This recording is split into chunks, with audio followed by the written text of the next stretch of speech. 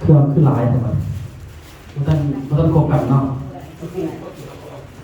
ก็ถือว่าหมดสำหรับเวลาสุดท้ายของวันนี้เนาะของงานของเราว่าซะเนาะคือต้นถ่ายก็คาดจะน้อยเนาะนี่เป็นเงินส่วนต้นถ่ายคือว่าการรอคอยกันเป็นตัวนี้แหละตรงนี้อย่าข้ามตลอดที่เราก็ถือว่าทั้งคณะของเราเนาะคือข้าพเจ้าอะไรเป็นเรื่องเพราะว่าเป็นเรื่องการจัดงานกีฬาเนาะส่วนข้อเช่าแล้วก็เรื่องเกี่ยวกับระเบียบประการของเราที่เจ้าภาพกันดำเนินการประกาศของเขาเนาะแต่ละก็เป็นเกี่ยวกับทั้งประธานเนาะท่านประธานเพิ่งก็ได้ให้ขอคิดเห็นหลายอย่างว่าซะกับโครงการบ่เนาะที่ว่าเรื่องราวการท่องเที่ยวของเขานี้เนาะแล้วก็เกี่ยวกับการเขาจะพากันจัดงานอะไรเนาะการจัดงานที่จะเกิดขึ้นเนาะการจองคิวคือวันนี้ทุกคนก็ได้คิวที่เซ็นเตอร์ได้เนาะสันว่าการเรียนเป็นเซ็นเตอร์เนาะที่จริงการเข้าใจก็มันคือว่ามันกับบริญญาณเรื่อยๆเนาะพยายามเอาคนที่มีรหัสที่เกิดขึ้นนะเอามารวบเนาะคันรวบแล้วมาเซ็นเขาหูจักได้หลายของเขาเพราะว่าเขาเวลาเขาสมัครมาแล้วเป็นเมมเบอร์แล้ว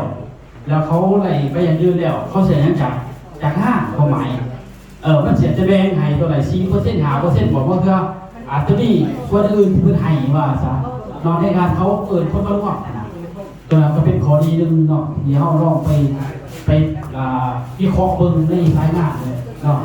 มันเสียให้เขาเข้าใจเรื่องงานเรื่องเชิงลุกตัวนั้นเนาะจากนั้นก็เป็นเกี่ยวกับบรรดาโครงการต่างๆเนาะที่ทางคนได้เกินเราเห็นแหละเนาะบรรดาที่มีหอนเงินบำนาญในอนาคตของเขาเนาะแล้วการสะสมการเอาสตาร์เนาะมันเสียเงินอีกอย่างแน่เนาะที่เขาขนาดจะเข้าใจเพราะว่าเช่นกับกูจักแนวทางที่มันไปว่าครับเนาะการที่เขาอยู่จุดจีเขายังมีแนวทางว่าเขาเนี่ยเห็นว่ามันเสียที่สร้างเกิดขึ้นนะแม้ทางเขาเห็นว่าท่านใดก็ยังแต่ว่ามันก็ยังดีว่าเขาเป็นท่านใดเนาะตัวนี้จะว่าอยากให้ทุกคนนั่นแหละเนาะลองตั้งเป้าอีกรอบนึงเนาะว่าเขาจะเดินกันแบบใดโดยเฉพาะผู้ใดเป็นอัพไลน์ในสายใดอะไรก็มาลงกันกับแต่สายงานตัวเองแล้วเนาะให้เข้าใจสูงกว่าซะเนาะเพราะว่าจากอันร่วมแล้วเขาเป็นอันย่อยเกิดขึ้นคือประธานทุกคนอันร่วมเนาะหรือว่าถ้าเข้าใจอะไรอย่างเงี้ยแน่ๆแต่ก็อันเฉพาะมันคือสายงานเขาเนาะคือบรรดาอัพได้ของตัวเองยกตัวอย่างคือสายของอาจารย์สมสมรศรีเนาะมีจัดคนตอนนี้เนาะในสายอาจารย์มีอยู่หาคน10 คนบอกอาจารย์ก็เอาไปร่วมถึงกันเองไปร่วมกันอย่างตั้มหุ้งกับว่ากันไปที่ปีนก้มปีนแขนปีนผ้าเลยสินะก็ออกแท้กันกินเดี๋ยวเราลบกันเป็นเดี่ยวเป็นงานนะเพื่อจะกลับมาอีกข้อนึงเนาะอีกข้อนึงก็เข้าจากของประธานเดียวเป็นข้อนึงก็เข้าอีกตัวนั้นมันเซนในเข้าเขาเรียกว่า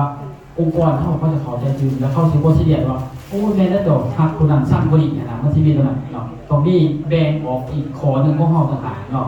หลักการตัวได้เข้าพอช่วยเหลือเท่าไหร่เข้าป่าช่วยเหลือเข้าไปเนาะเอาสีวอเคยว่าตัวตรงเตสปอร์ตเลยว่าล่อถาเตประธานมากล่อถาเตหัวหน้าทีมมาสิโกแมนเนาะสันเท่าตรงแยกออกให้ได้ตัวนี้อันแยกออกอะไรเขาเสียเบียดง่ายขึ้นเนาะเสียเบียดง่ายขึ้นฉันว่าทีมงานของพวกเขาพเจ้านะเขาพเจ้าที่มีการประรวบอาจจะเป็นวันที่4กับพี่เนาะจองคิวงาน22เอามีติ่งเนาะผู้ใดมาในวันเขาจะเห็นแต่คนบ้าเด้อคันผู้มากเข้ากับตัดออกเอาซื้อมาใส่กระยาเขาตัดออกเขาบอกผ่านมาเขามีเดียวแต่มันบกเกิดผลยังเลยสุดแล้วกับอาสมนี่ตัวคนบ้าเขาต่อทีมเดียวกันนะพอเขากับบริโภคมาสอบยังง่ายพอเดียวถ้าเข้ามาเดียวเขาก็จะว่ามีข้อมูลสอบนะ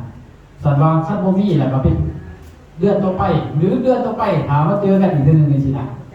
ลักษณะสันทุกคนก็คือกันนั่นแหละเนาะอันนี้เขาจะเห็นว่าเขาเกิดว่าแบ่งสายงานกันให้มันถึงเนาะแบ่งสายงานมันถึงเนาะทุกสายเห็นในเบิร์ดทุกสายเห็นในเบิร์ดเนาะว่าเชียนเป็นยูนกันตัวเองมาด้วยสมาเขามาห้องการอย่างก็ได้เนาะตัวอย่างก็ที่มาเพชรมีจัดในสีเนาะดูเนี่ยสามารถมาจัดอยู่ของกายก็ได้จัดเนี่ยหาคน10 คนก็ได้มาร่วมกันนะครับจัดเป็นทีมตัวเองนี่สินะเขาอยากให้เห็นว่าเขาเป็นคนอาชีพมาจัดตัวเองก็ได้จัดแต่เราเขาเรียนเท่านี้แหละกินของกินน้ำระบายกันไป ตัวนี้ก็เป็นร่วมเฉพาะเพราะว่ามีสิ่งที่คล้ายกันแต่เฮาตัวนั้นเรามาร่วมในของการที่นี่ก็เห็นว่าเฮานี่เป็นหัวเหือให้เขาต่อไปจังซี่นะให้เขาเชื่อมั่นเฮาว่าเฮาอยู่ในบริษัทนี่เฮ็ดในองค์กรจริงๆว่าเราเป็นคนขายปุ๋ยนำอยู่เงินซื่อๆน่ะให้เขาเห็นว่าเฮาเป็นองค์กรหรือว่าเป็นผู้นำผู้นึงที่ว่าน้ำผ้าจะได้และจะสิบ้างดังกว่านี้ไปน้ำผ้าจะได้ไปผ้าจะไปหาจุดนั้นได้จะไปเที่ยวฟรีโดยที่บ่จ่ายเงินไปผ้าจะไปได้แต่ว่าจะต้องเฮ็ดต้องปล่อยอีกคือต้องทำสิหาจังซี่น่ะแต่เขาสิมีความสมัครในเฮาเนาะแล้วหลังจากนั้นก็สิมีหยังจากงานก็มันสิมีงานเซ็นเตอร์คือสมองของเฮามันก็ง่ายขึ้นพอเขาเชื่อมั่นดีว่ามันไปน้ำพุนี่ไปได้คันไปน้ำพุนั้นบ่ส่งเขาก็บ่ไปแต่เราอารมณ์มันสิมีแตกต่างกันสันเฮาลองฝึกว่าให้มีเป็นทีมตัวเองทีนี้นี่ก็2คนต่อมากก็เอา4ต่อมากก็ใน2คนเขาก็มีร่วมกันอีกนะว่าอยากมาร่วมทีมงานดึงเข้ามาอีกมาร่วมอีกมันก็เริ่มหลายขึ้นจังซี่นะทุกทีมคือกันเนาะทีมสายงานก็เหมือนกันนักจากที่ล่มไปแล้วเรื่องหน้าทุกอย่างเนาะมีคนที่ว่าเขาอยากเฮ็ดเขาอยากมีจองคิวแต่ทำเขามีรหัสมีรหัสเดียวมีเสือสมคมเดียวเอาเขามามองนำก็ได้ถึงแพ้เนี่ยเขาให้เขาเป็นเกิดว่าเอาคิวขาดจังซี่นะแล้วก็มันมีผลประโยชน์ยังเนาะบ่ลงทุนก็มีผลประโยชน์ยังลงทุนซื่อก็มีผลประโยชน์เนาะได้เงินด้วยกันขอแต่คนมาร่วมนะครับมียอดด้วยกันนะครับมีเงินด้วยกันจากการร่วมคนนะอันนี้เป็นงาน S2 เฮาจริงเนาะของเฮาที่เฮาเกิดไว้ปัจจุบันนี้เนาะบ่ว่าสิเป็นอาจารย์โพธิสวรรค์เนาะสิว่าสิเป็นอาจารย์เข้ามาสิเฮาได้จัดงานก็เห็นเงินโบนัสได้วันเฮาก็ได้จ่ายกันผู้ใดรับคิวงานก็ได้ตามหันเนาะบ่ว่าสิเป็นเฮาลงทุนก็บ่ลงทุนถ้าลงทุนแห่งหลายกว่าย้อนหยังสินค้าก็ระบายแล้วก็มีเงิน 10% ให้คือกับเซ็นเตอร์คือกันแล้วก็เงินเพิ่นว่าค่าบริหารที่ได้คือกันเด้อบวกเข้าไปอีกเนาะเกิดว่าสวยในการระบายเฮาเนาะระบายสินค้าที่เฮามีจากการลงทุนเฮาเองลงทุนหรือว่าเอาไงคือถ้าเฮาบ่มีทุนเฮาก็สามารถบอกเพื่อขายแล้วก็ถึงมียอดเกิดขึ้นประมาณลงคะแนนเฮาปกติเฮาจังซี่ล่ะมันก็มีแต่2อย่างนึงจะลงทุนถ้าลงทุนอะไรอย่างเงี้ย1เฮาได้ระบายสวยต่อเนาะ2มาได้ยังได้กำไรจากการขายสินค้าระบายสินค้าตรงเนาะแล้วก็ได้งานพอเพื่อต้นทุนได้กำไรดีแล้วก็เงินจากพนักงานเงินบริหารงานเฮาในองค์กรเฮาก็ได้อีกตัวนึงเนาะแสดงว่าได้ทุกภาคเอาง่ายซะพอจะเฮามาขึ้นแพนนำกันถ้าเราผู้อยู่เฮือนซื่อๆแล้วก็บอกว่าไปรับคิวเด้อเขาเจ้าบอกตรงๆตอนนี้บ่รับเด้อเนาะถ้าอยู่เฮือนก็ถามอยู่เฮือนนั่นแหละถามมื้อใดมาหากันมาบอกกันจังว่าไปอยู่กันเนาะเพราะว่าเฮาก็อยากให้มันเป็นหูพานเนาะรับงานก็งานทุกอย่างคือตรงเนาะคืออาจารย์พม่าเนาะแล้วมาปรับเลยแล้วก็อาจารย์มีบ่อาจารย์อื่นๆที่ไต่ล่างเราว่าโอ้ใครรับงานตัวของเขาแต่ว่าเนาะถ้าอาจารย์ก็มารับก็ไปบอกเขาเองก็หมายเนาะถ้าเป็นงานตัวเองก็โอเคไปทำไรพอแล้วมารับงานนะฮะคอยต้องเดือนนี้เขาเอา3งาน4งานโอเคมีแต่ประจำการ3-4งานจะไม่เสร็จเนาะลักษณะเอาตามงานครับเราก็ต้องเพื่อคนอื่นเนาะถ้าผู้อื่นจะไปมาหาร่วมกันพอเวลาร่วมกันมันก็มีการเกิดว่ามีการวางแผนในตัวเฮาก็ให้ผลประโยชน์อีหยังแก่เจ้าเฮาไปเฮาบ่ได้ไปซื่อเนาะเฮาไปเฮามีรายจ่ายบ่ได้ง่ายที่ไปเนาะบอกกับเมื่อยยังบ่ได้ออกจ่ายมันลดไปพออีกเนาะกินยาอีกเด้ซัวเพิ่นบึ้งเนาะมันก็มีหลายอย่างว่าซั่นว่ามันต้องให้ความสำคัญกันในแนวเนาะคันบ่ให้ความสำคัญเฮาก็บ่ให้ความสำคัญคือกันเอาไปแฟร์กันนี่เนาะเกิดว่าจริงใจนำกันดิครับเจ้าคือลมสาวนี่เนาะเฮาหักแต่ฝ่ายเดียวกูบ่หักมีแต่เว้าเยอะไปได้อย่างเดียวบ่ได้อีหยังจะเขาสิไปหาหยังเนาะลงทุนด้วยกันนี่เนาะลงทุนยังมันก็จะมีกำไรอย่างเด้แต่เฮานี่แล้วลงทุน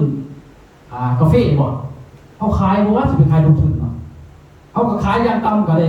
ซ้ำอยู่ทุนนี่อย่างนี้เนาะทานตรงมีบ้างกำไรคือกันนี่สำหรับเฮาก่อนนั้นจะเคลื่อนไหวเฮาก็มีบ้างบ่แล้วว่ามันสิเกิดยังเกิดขึ้นในอนาคตนี่สินะเขาไปเจ้าไปช่วยสายอีกมียังสิได้แน่แต่ทีมงานสิได้ยังไม่ได้ผู้เดียวได้ต้องทีมงานตรงไหนมาอีกจังซี่นะเกิดว่าช่วยกันนี่ช่วยกันมันเนาะทุกอย่างคืออาจารย์โพธิ์สวรรค์นี่แหละเนาะมันก็บ่ได้เกินไว้หลายอาจารย์ศรีสวรรค์จังซี่มันก็บ่ได้เกินไว้หลายแล้วก็เกินไว้อยู่ในขอบเขตแต่เราก็ยังมีโบนัสเป็นยังตรงนี้เพราะว่าเขาว่างก็เป็นเนาะ ทุกครั้งที่กันไว้เล่ามีเงินออกทุกครั้งรอบนั้นก็เลย2 คนเกิดเงินกู7 หลัง6 หลังไม่7 หลังเกิดสุดก่อนเนาะ6 หลังบ่6 หลังป่ามังวางเลยเนาะถ้ากินเมากับถวายส่งสโลมไม่ได้พอกับเมียเบิด6 หลังกันเราเดียวกันกินเนาะส่วนบางท่านเขาใจมันบ้างคือหันว่าได้เห็นแบบเมื่อยเนาะเวียกงานเขาไปเฮ็ดไปตลอดข้าราชการก็เฮ็ดไปแต่เวลาไปเวียกเราก็ต้องไปทำคนใดคนหนึ่งไปจุดที่ขอบเขตที่เขากำหนดมาไปแล้วก็เอายอดลงมาลงลงแบบได้เสียเงินอันนี้หน่อยลงจะได้หลายมาลงจะได้มาว่างก็จะได้ใส่ครัวจะได้เพิ่มขึ้นตบให้กันได้กินเขาก็ว่าเบิ้งอย่างว่าพัง2ก็จะได้เขามาเบิ้งอารมณ์ให้แต่สิล่ะมันต้องมีการเกินไว้ยังสิมันจะโมเมื่อยเนาะถ้าทำโปรเจกต์นี่เลยนี่เมื่อยใดทุกท่านเนาะลง3 รอบโบนัสก็บ่ออกสว่างเนาะเงินเดินก็บ่มีท่อเหมือนกันเนาะข้าพเจ้าเหมือนกันได้ท่อเลยไป3 เทื่อบ่มีเงินออกเนาะอารมณ์เข้าไปจากพี่ด้วยเนาะมันก็ต้องมีกระตุ้นเยอะกระตุ้นแน่น่ะเนาะมันต้องมีกำลังใจสูงนะเนาะแต่ว่าทุกวันที่ข้าพเจ้ามันนี่ก็เพื่อว่าสรุปไปเห็นว่าเพราะว่าทำเป็นประธานที่เป็นไปเนาะที่ว่างให้นี่คือเซ็นเตอร์นี่คือการเกิดว่าหากลุ่มแมมเบอร์เนาะคือหากลุ่มนักธุรกิจสวยให้หมดแล้วธุรกิจเกี่ยวกับธุรกิจเครือข่ายที่ประธานไปลงเนาะส่วนข้าพเจ้าผู้ไปลงเนี่ยลงหาคล้ายๆกันตามที่ว่าข้าพเจ้าเป็นผู้จุดเกิดที่เริ่มเพื่อให้เอามาสู่พังหน้าจริงๆเด้อขายสินค้าแล้วเอาซื้อลงมาแล้วก็เตรียมพวกนั้นสโลว์ถาเกี่ยวกับเซ็นเตอร์เพื่อให้เขารู้ว่าในเซ็นเตอร์เขาอะไรยังนี่เนาะอันนี้เป็นจุดตั้งแต่ห้องแรกมาลงแล้วก็แบ่งใส่เขาจะมีรหัสเกิดขึ้นแล้วก็ล่อถาเป็นเซ็นเตอร์ก็อย่างสมาร์ทเป็นอย่างสมาคมก็ได้ยังบ่นี่1 2 3ที่เกิดขึ้นจากสมาคมอันนี้มันจะคอยเกิดยับใหญ่ขยายองค์กรได้ใกล้ขึ้นหลายขึ้นจังซี่เนาะสันว่าเฮาจังว่า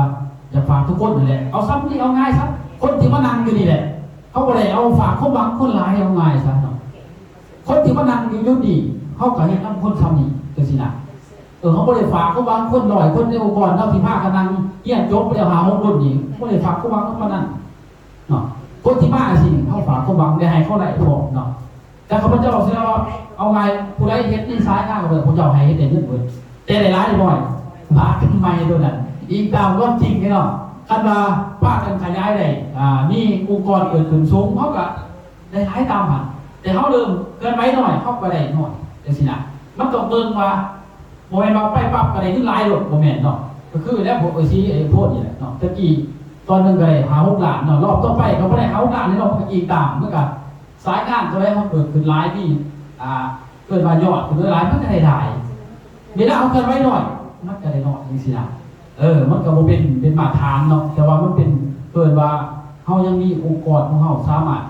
เอื้อกันได้สำคัญแต่ว่าการถึงแผนวางแผนนำกันเนาะอันนี้ก็เรียกว่าฝากทุกคนเนาะให้ลองตั้งเป้าเบิ่งเนาะอย่างคือประธานคือไปเฮาต้องซุ่มคิดซุ่มใจเบิ่งว่าต้องให้คนมานั่งให้ได้อย่างต่ำเอา10 คนอย่างต่ำเฮ็ดยังไงให้ได้หลายๆเนาะ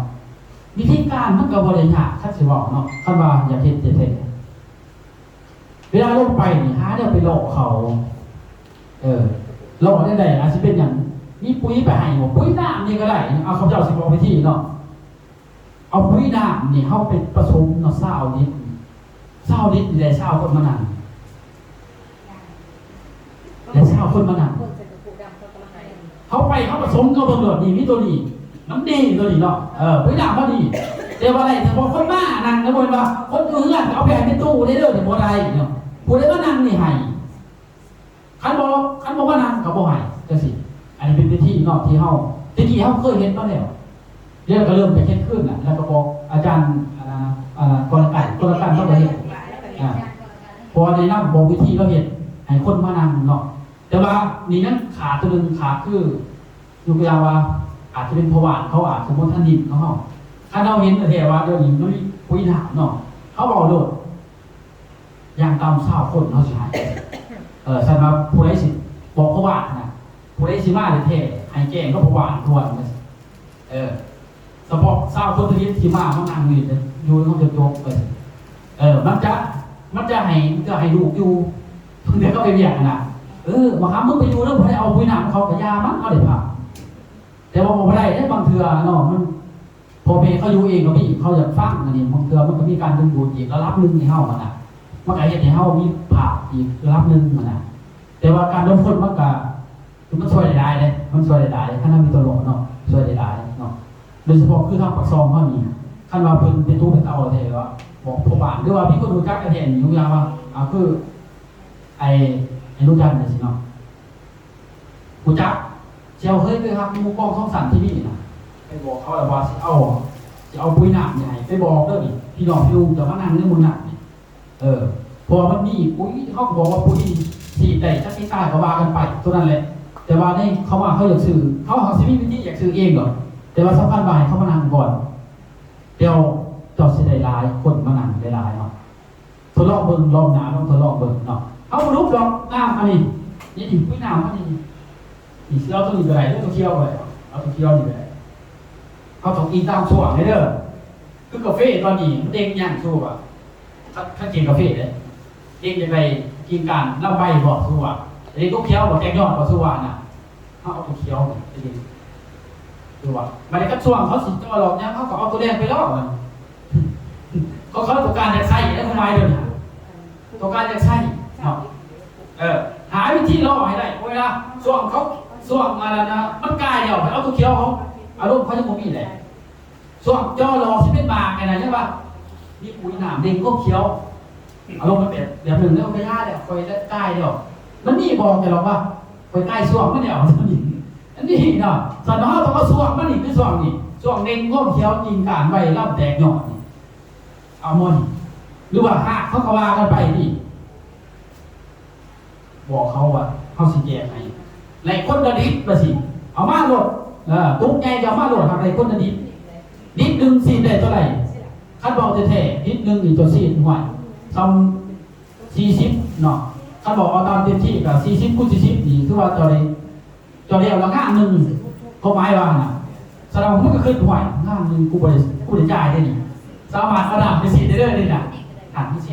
มีอารมณ์ในการดูมวงเขาเนาะเดี๋ยวว่าเขาจะคอยหลอกกันไปแบบหลอกเขากับว่าเดี๋ยวแต่ประธานเป็นสิหลอกเองเนาะหรือว่า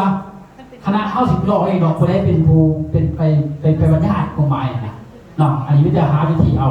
อันนี้เป็นคำในห้างจากข้าพเจ้าเนาะในเหตุการณ์พ้นที่นี่เลยในเหตุการณ์พ้นจริงเนาะมาจริงเนาะเมื่อนั้นทำไปที่สวรรค์ดิมือไปบ้านเนี่ยบอกท้าหูไปนั่งผ่าอันนั้นในบ้านเขาพ้นกระโตกโบสุสีได้พ้นมากหรอกครับว่าไปกันนั่งเจ้าไปเบาเลยนะเจ้าไปเบาเสียไม่ในประกาศเขาบอก3 เดือนบินจีมาไปรอบสุดท้ายซีไปบอกซีก็ปวดโผล่ได้นะเขาไปบอกเอวเลยเอามิแต่ให้ไงบอกต้นมาสิไปมาแจก1 ลิตรแจกน้ำยา1 ลิตรว่าปุ๊บปั๊บขอตุกมาเลยปุ๊บปั๊บอันนี้เขาว่าบาทนี่ก็เป็นเท่านี้กับเธอแต่ว่าไปนั่งอยู่วัดกับแม่2 คนก็ไปบาทด้วยกันตอนนั้นนั่งอยู่วัดผู้เดียวเรียนจีรีวันว่าใช่มันบ้าค่อยไปแต่ว่าเพิ่นนั่งอยู่วัดมันหล่ออะไรเดี๋ยวเขาก็บ่เสียงแบบเขาใส่แบบนี้จะได้10 cc อันนี้เขาจัก cc แต่ว่าอันนี้มันหล่อเลยเนาะตัวมันพันนี่เขาใส่ย้อนได้พาเนี่ยถูกป่ะจะหล่ออะไรนี่มันเป็นเอาไงซะ15 ตันก็ตุ๊กนี่เกินคุ้มแล้วขนาดเขาหล่อนี่นะตุ๊กนึงแรกเลย15 ตันคุ้มป่ะตอนนี้เขาว่าจะขายแต่ปุ๋ยเดี๋ยวมาความสวยความงามยาดีกับพ่อพญาเป็นพญาดีไม่บอกเขาได้ขายเบิร์ดผู้เฒ่ามากกระบอกเรื่องความเจ็บความเป็นผู้เฒ่าเขาไปได้ขายตัวนี้ปุ๋ยก็ได้ขายพ่ออันนี้หล่อทุกเดียวได้ขายตัวนี้ออกมาใหม่เลยทดลองมึงเนาะในจริงตัวนี้มือก่อนคือว่ามือท่าหูกับจนพวกนี้แบบสุดท้ายจนช่วยแล้วขอตุ้มปากไปพลถือ2 ตุ้มปากนี่เขาเอาตุ้มเดียวยังถือมา2อยู่ที่ข้อมันอยากได้อันนี้นะคนเราเนาะสารสำคัญเนาะเขามีตัวหลอกเนาะหลอกคือแพ้เด้อเขาบอกลูกเดียวนี่คนเด้อเนาะในไปหัน10 บาทบ่ดูเขาเซ็นเลยแค่ก้นหัวแก้ก้นใส่หน้าคู่ดำให้เขาหน้ามาโดดนี่เขาเริ่มมาปั๊บเขาเริ่มโดดนี่บ่ทันมาก่อนเด้อพวกเดินมาเริ่มงานปั๊บเดี๋ยวเริ่มเข้ามาเอ้าแล้วก็บอกพ่อบ้านบ่รู้ว่าบอกได้ค้าก่อนไปเอาหน้ามาว่าสิแต่เอามาทำเผาสูงรอมันพูยูอีกมันสิได้อีก็หมายเอาหน้ามา นนี้เขาว่าเที่ยวไปแล้วนี่เด้อมีแต่ดูน้ำกันแต่ยอดนี่ตุ้มนี่เขาจะให้ลิงเขียวลิงใบแตกยอดเขาก็ว่าขึ้นมาอยู่ที่ปากซองเขา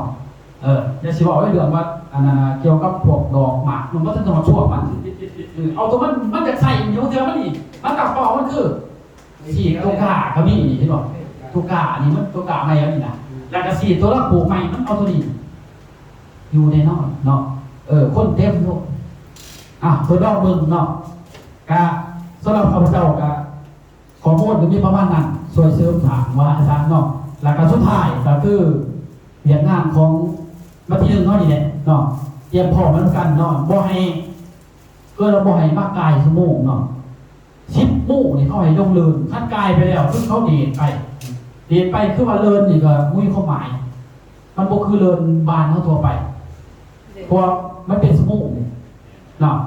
สำคัญว่าต้องมาเปะไว้ว่ามันเป็นยังดอก11 โมงจะมาจะลงเลินเสร็จไปลงเลินเลยเนาะก่อนโมงปั๊บนี่เอาไงคนประคบเขาจะลงเลยนี่ลงเลินเลยเขาเก็บเป็นชั่วโมงให้เขาจะได้หนักเนาะเตะจะได้กระยาจ่อเข้ามาเขาไปจ่อตะกี้เตะคนหนึ่ง2 ทีมแต่สมัยก่อนเนาะคาราบาทีม7 คนเนาะมา4 คนอับ1 เตะ 3เขาไปจ่อทีมเขาวิ่งมา6แต่เขาเตะ 3เหมือนกันเขาไปลงเขาลงสำคัญต่างๆนะตามเราให้เตะเวลาน่ะลักษณะอะไรนะเขาให้เตะเวลาที่เขาหนักมาสันว่าเขามือนั้นต้องมาแต่เสาทั้งกันเนาะเสาเท่าไรเสาให้เอาให้มันทันเลยเสาเท่าไรก็อยากขอแต่มันทันให้เวลาโม่กันนะลักษณะอะไรคิดใดเสียโม่กันลักษณะอะไรเนาะแม่นก็มีประมาณนั้นเนาะที่จะว่าฝากทุกท่านไว้เนาะทุกเรื่องนั่นแหละเนาะเพื่อองค์กรของเฮาเนาะในสมาชิกของเฮาเนาะสุดท้ายท้ายสุดกับพอมาใช้ทุกท่านเนาะจงมีสุขภาพแข็งแรงพลังนามัยอันสดใสเอาไงซะแล้วก็ปราศจากโรคภัยด้านหน้าแล้วก็ประสบผลสำเร็จหน้าที่เวียงงานอาทีในปัจจุบันได้การร่ำรวยไปรับกันเนาะประมาณนั้น กระถางก็มือคนดีที่เอาไปโอ้ยแล้วปวดจะกินเปลี่ยนเมื่อคนแรกให้กินเลย คิดเลยไอ้จัดคิดเลยเนาะ เจ๊กล้องสร้างไว้แล้วบ่ เอ็กแอลผมมีอ่ะเอ็กแอลผมมีอ่ะเอ็กแอลนี่แหละจะมาบอกเลย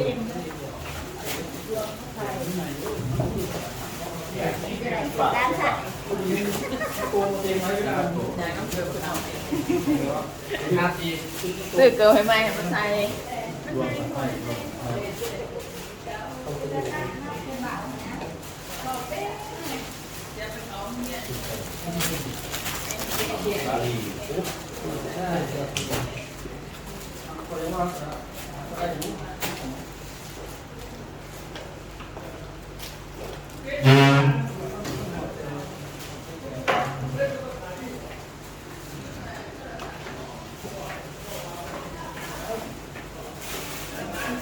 เสือต้องเสือครับแข่งที่มันไม่หมุนกันเนาะเดี๋ยวได้ถ่ายใหม่เลยเดี๋ยวสิเป้ให้เขาเย็นติดใช่ไหม